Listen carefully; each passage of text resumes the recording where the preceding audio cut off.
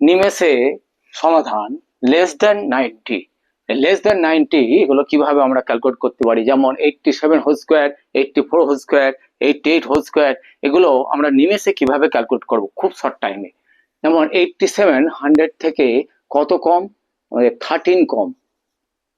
13 যদি 87 থেকে মাইনাস করা হয় তাহলে হয়ে যাচ্ছে 74।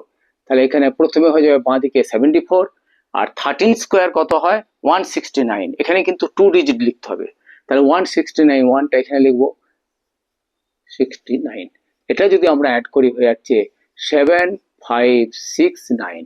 তাহলে 87 হোল স্কোয়ার হয়ে গেল 7569, এটা আমরা পেলাম। ঠিক একইভাবে 84 হোল স্কোয়ার, এটা আমাদের 100 থেকে কত কম, 16 কম।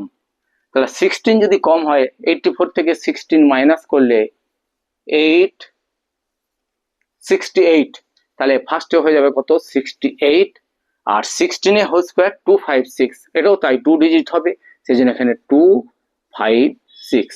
এটা যদি আমরা অ্যাড করি তাহলে পাচ্ছি এটা 56, এটা অ্যাড করলে 10, 1 ক্যারি থাকে, 6 থাকে 7।